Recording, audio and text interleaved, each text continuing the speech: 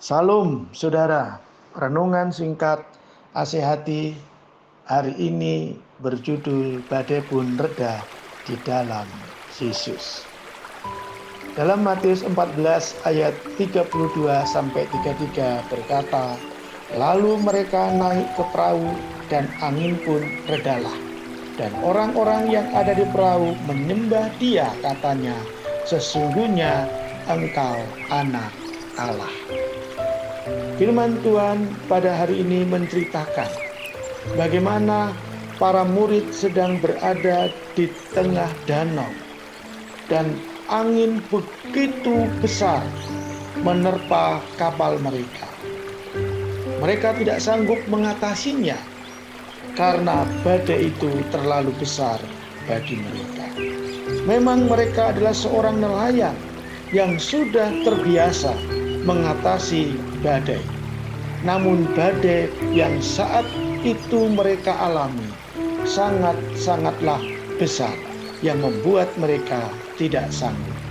Lalu Tuhan menolong mereka dan badai pun menjadi reda. Suasana perahu mereka menjadi teduh, tenang, reda, dan damai ketika Yesus ada dalam perahu mereka.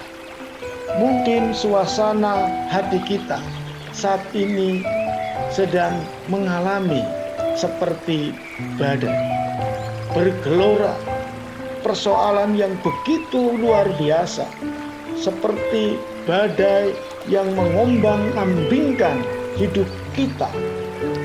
Maukah kita mengundang Yesus dalam kehidupan perahu kita, supaya badai dalam kehidupan kita berlalu dan menjadi tenang?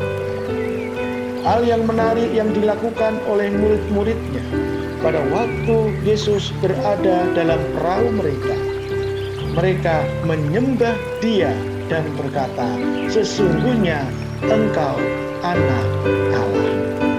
Langkah yang tepat yang dilakukan oleh para murid tidak membiarkan Yesus, tetapi menyembah Yesus sehingga perahu mereka sampai tujuan. Demikian juga kita. Terkadang kita sudah bangga ketika sudah percaya pada Yesus. Namun pertanyaannya, sudahkah Yesus yang kita undang masuk dalam perahu kehidupan kita sudah sembah dan kita sudah perlakukan dengan baik? Atau kita tidak peduli terhadap Yesus? Ketika Yesus sudah ada dalam perahu hidup kita, lalu kita biarkan Dia berada di buritan, jangan harap perahu kita belayar dengan damai dan sampai tujuan. Ketika Yesus sudah ada dalam perahu kehidupan kita, biarkan Yesus menjadi nahkoda dalam hidup kita, karena pasti Ia akan menuntun kita melewati segala badai. Bersama Yesus tidak menjamin bahwa badai seketika akan berhenti, tetapi bersama Yesus ada jaminan sehingga akhirnya badai pun pasti berhenti. Ketika Yesus ada dalam perahu kita, badai tidak hanya reda. Para murid tidak hanya selamat dari amukan badai, tetapi jauh lebih penting adalah mereka mengenal Yesus lebih dalam. Akhir dari semuanya yang kita alami, akhir dari semuanya yang para murid alami, akhirnya membawa mereka kepada penyembahan yang benar dan semakin mengenal Allah. Akhir dari badai yang kita alami akhirnya harus membawa kita kepada pengenalan yang dalam terhadap Tuhan.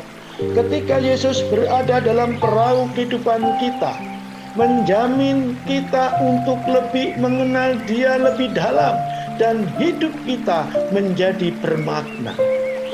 Ketika Yesus berada di dalam perahu kehidupan kita, bukan berarti tidak ada badai. Tetapi saya katakan bahwa ketika Yesus ada di perahu hidup kita, badai pun menjadi tenang. Ketika Yesus berada dalam perahu kita, tidak menjamin kehidupan kita bebas dari masalah, dari badai. Tetapi ketika Yesus berada dalam perahu kita, Yesus menjamin kehidupan kita melampaui badai. Kita mampu berjalan di atas badai. Ketika Yesus ada dalam perahu kehidupan kita, kita tidak menjamin kalau kehidupan kita tanpa kegagalan. Namun ketika Yesus ada dalam perahu kita, Yesus menjamin kehidupan kita pasti sampai pada tujuan.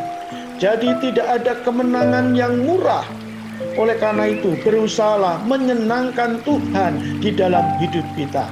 Jadikan Dia nakoda dalam hidup kita, supaya perahu kita berlayar melewati badai sampai tujuan. Bersama Yesus pasti kita sampai tujuan. Badai pun akan tenang ketika kita berada di dalam Yesus.